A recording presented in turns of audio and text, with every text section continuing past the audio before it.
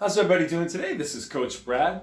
Today I'd like to talk to you about a term called insulin resistance. If you are diabetic or know somebody who is diabetic, you may have already heard this term and you might understand it. For those of you who don't, here's a simple explanation. So as far as sugar in your diet, when your body is trained to process sugar for energy, if you eat a lot of sugar frequently or you've had a long time, a lifetime of eating high sugar, your cells become more resistant to the insulin. That's the hormone that your body produces to try to process the sugar. As your cells resist insulin, they cannot use the sugar for energy, and therefore it gets converted and stored as body fat. And I think we can all agree this is something nobody really wants. Now, what brought this up? So recently a client of mine was very proud of himself. He wanted to tell me about the fact that his wife offered him a green smoothie. And this was just something to kind of tide him over between meals. And the fact that it was a green smoothie in a bottle was supposed to indicate that it was healthy. But when he flipped over and read the label on the bottle, it was extremely high in sugar. So he wanted to let me know that I didn't drink it because it was high in sugar. And I was like, awesome, I'm proud of you. And it gave me a great idea.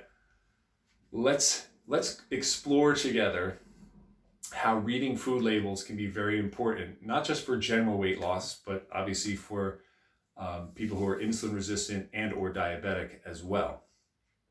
So I thought, why not go to ShopRite, pick up 5 green drinks, and we'll compare them all. Now I happen to have them all here. They're also written on the board. I have one plant tonic. Okay. I have V8 Classic. And I tried to get them all roughly the same serving size. So these both are about 12 ounces. I have the Naked brand, and I have 2 Bolthouse Farms. And these 3 are 15 ounce bottles. Okay, so what I'm going to do is I'm going to talk briefly about the information on the food labels, and then we're going to have a taste test of all these and see which is the tastiest one, the least tastiest one, and see if the least tastiest one is actually the healthiest. And I'm predicting that the best tasting one is actually the least healthy. We'll see. Okay, so I got all these drinks. We start off with the plant tonic, which is 10 calories. The V8 moves up to 60. This is still relatively low calories for a single drink. And I just want to mention that I had recommended to this client that he's working from home all day, and he does have regular meals, but sometimes he needs to take in more fluids. So I suggested something like a V8 because you can get vegetable juices and things that are generally healthier. It's extremely low in sugar, and it might be a good way for him. So going back to the brands here, so Bolthouse Farms, right, slightly higher at 150 cal. Green Goodness, 240 calories. This is getting really high now. And Naked Green Machine was the highest at 270 calories. Now I'm not sure what that compares to, but pushing 300 calories to me sounds like something you might find drinking a Starbucks Frappuccino or something like that. Like, they tend to be higher. In fact, I'm guessing a Frappuccino is even higher. I didn't look into the actual calories of that. I did look into how much sugar is in a caramel Frappuccino, a grande, and I'm going to come to that in a second. So serving sizes were all pretty comparable, right? 12 to 15 ounces. You'll notice in the fiber column, they're all very low in fiber, but some of them have a little bit, okay? And why do we like fiber in drinks? Well, in particular, drinks that have sugar in them or high sugar, you can subtract the fiber because the fiber doesn't digest. So it tends to somewhat, only a little bit, somewhat suppress the blood sugar spike and therefore the insulin response from the body. So I'd rather have some fiber in a drink than no fiber. Okay, but they're all pretty low, right? So let's move on to protein. Also pretty low. When I'm talking to clients about protein in a normal meal, I'm always recommending they get about 20 grams or so, but try to get like a minimum of 20 grams. Give you an idea, there's 6 grams of protein for an egg, right? So 6 times 4 eggs would be 24 grams of protein. So this is about the size. I mean, you can picture what 4 eggs would look like. And so this is very low compared to something like eggs, but you wouldn't expect a lot of protein. And obviously this is going to be a little bit of vegetable protein, maybe some fruit protein. Moving on to total fats, that's 0. All of them had 0 fat. So that's a good thing, but I'm really interested in the calories and the sugar. Now, if we move on to the next section, sodium. I used the chemical symbol up there. Didn't have a lot of space. You'll notice that the plant tonic was the absolute lowest at only 5 milligrams of sodium. You'll see the V8 Classic was the absolute highest at 920 milligrams of sodium. Now, I have not looked up what a daily limit, recommended limit of sodium is, but with a V8 Classic, you could always chase that with a glass or 2 glasses of water, which would help dilute the sodium somewhat. You would still get the taste of all the vegetable juices in there. So it wouldn't really affect, because you would drink the V8 first and then have the water after.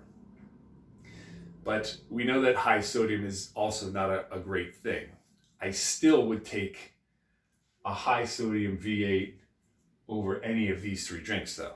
And I would also recommend that to my clients. The Bolthouse Farms Daily Green was fairly high, not nearly as high as the V8, but 320 milligrams is on the higher side. And then these other Bolthouse Farms and the Naked were also very low in sodium. Okay, so just something to consider. If we move on to the next section, carbs and sugars. Look at what we have here. Plant tonic, 0 sugar, 23 carbs. V8, 13 carbs, 10 sugar. Now, sugars, this is measured in grams. I probably didn't write the G. Let's put that there. Okay, so grams. Bolthouse Farms Daily Green, 35 carbs, 30 grams of sugar. Green Goodness, 56 carbs, 50 grams of sugar. You see where we're going with this? This is getting really, really high. And finally, the one with the highest calorie content at the beginning is also the highest carbs and the highest grams at 53 grams of sugar. Now, remember I mentioned a caramel frappuccino before. So apparently that has 16 teaspoons of sugar in it. And if you can picture how many teaspoons that is, that's a lot of sugar. 1 teaspoon of sugar, incidentally, is 4.2 grams. 1 teaspoon is 4.2 grams. So that's just a unit conversion. 16 teaspoons, therefore, is 67.2 grams. A little bit higher than the green machine. But you have to ask the question, why is something with green in the label even close to that high in sugar? The answer, in my mind, clever marketing. Okay? Companies know that sugar is A, addictive, B, makes foods taste good. It's palatable, right? You're going to want to eat or drink the food. So they smack green on the label and it automatically appears healthy until you flip it over and read the label. This is why reading labels is really important. Now, I'm going to leave that there for a second. I also looked up a can of Coke, which was 39 grams of sugar. I'm not worrying about the carbs for now, just the sugars. Okay, to me that's worse. 39 grams of sugar. And I have this thing called ginger beer that is, let's see here, 47 grams of sugar. I don't know if you've ever had ginger beer. It's like a super strong, super sweet version of ginger ale. It's like, it tastes like 10 times sweeter.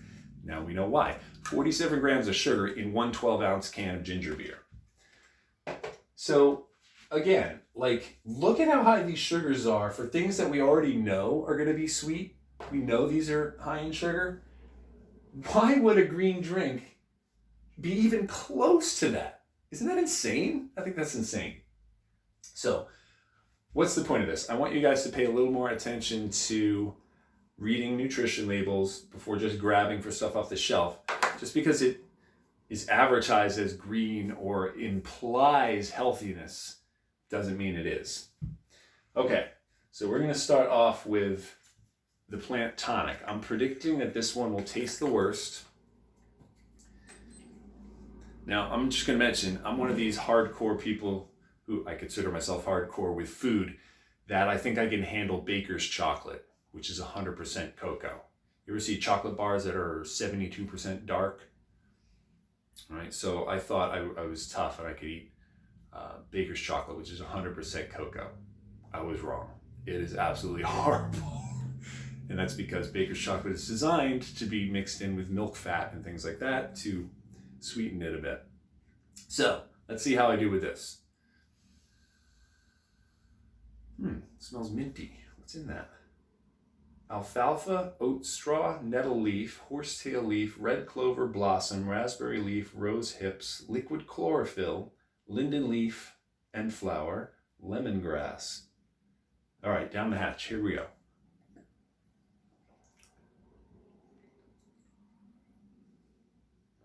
Okay. Well, it tastes like herbal essences, but it's very watery. It has a little bit of sweetness. Let me see. Is there a sweetener in here?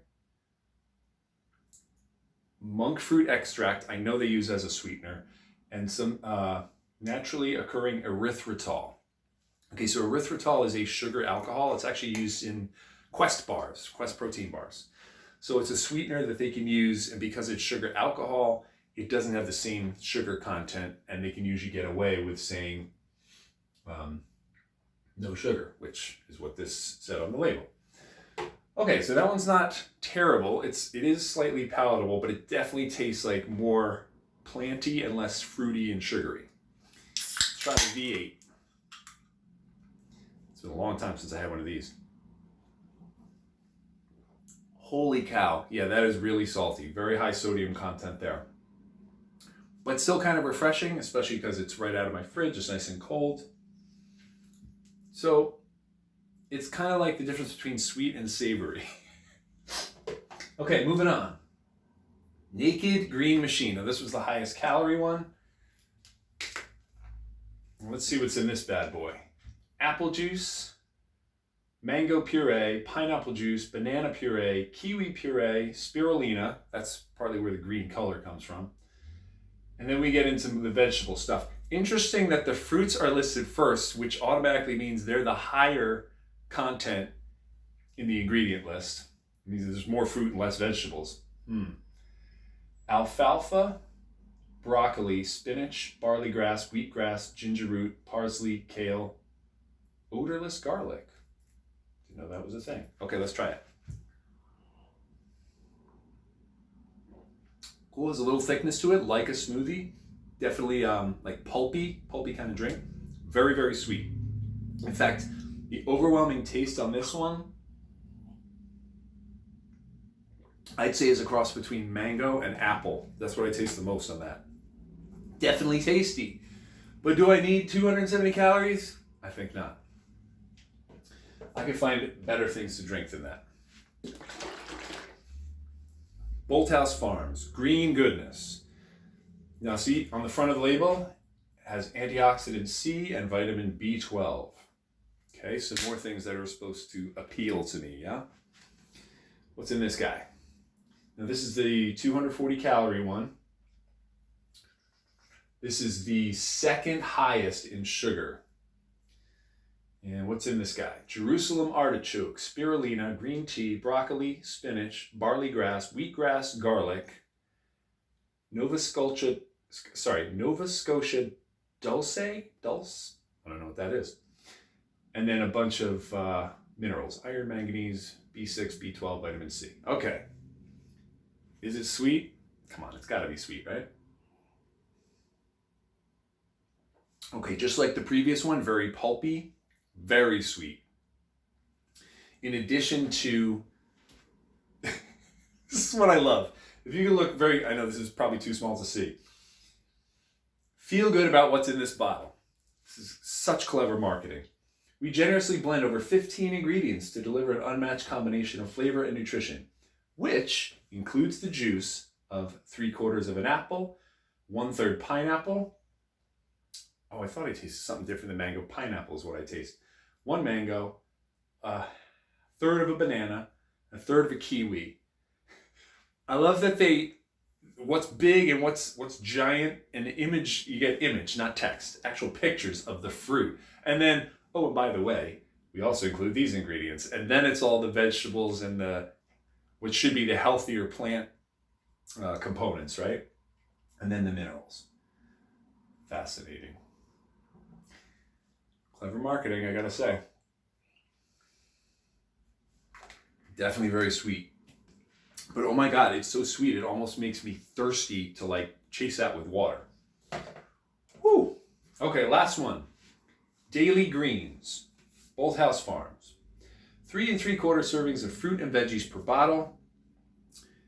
2/5, with the juice of 2/5 of a cup, kale, spinach, and romaine.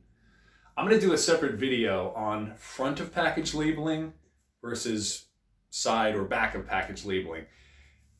It's almost hilarious and almost sad in some cases.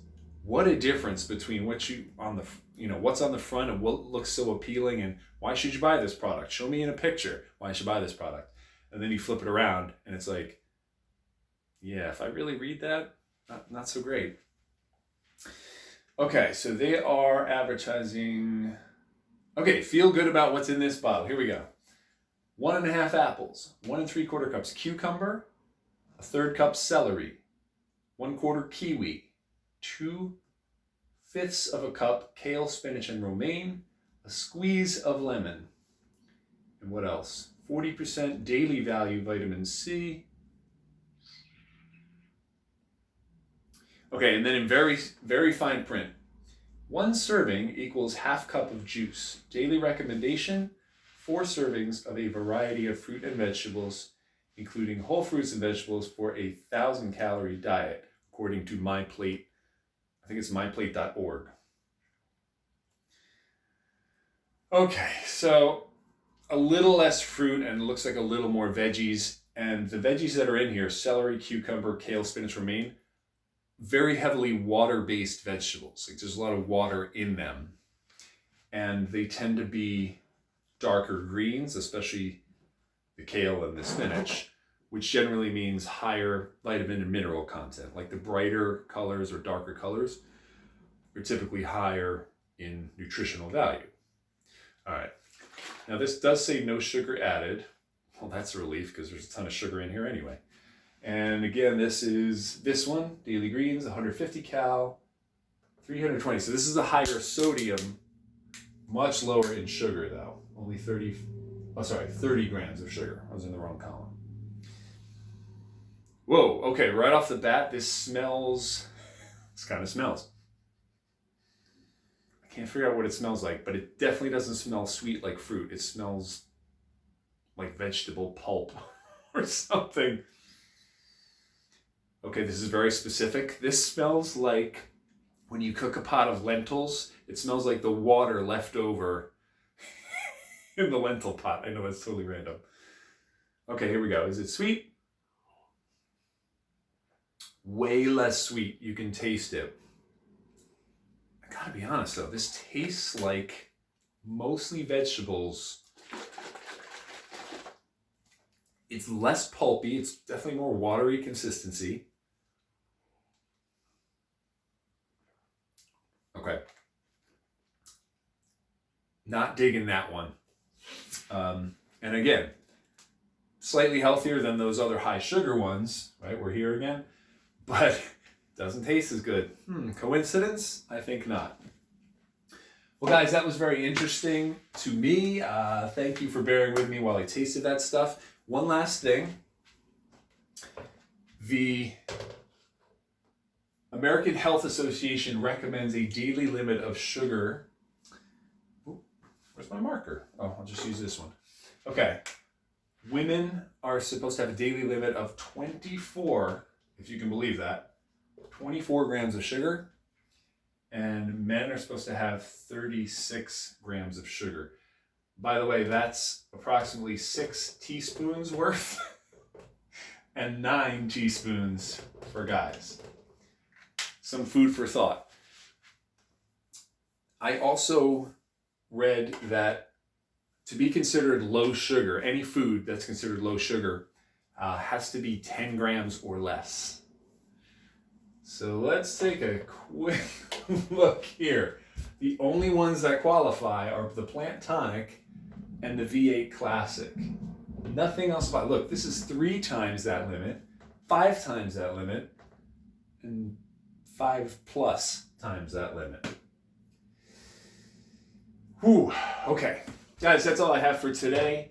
I have some more videos coming up soon on reading food labels and kind of what that nutrition information all means to you.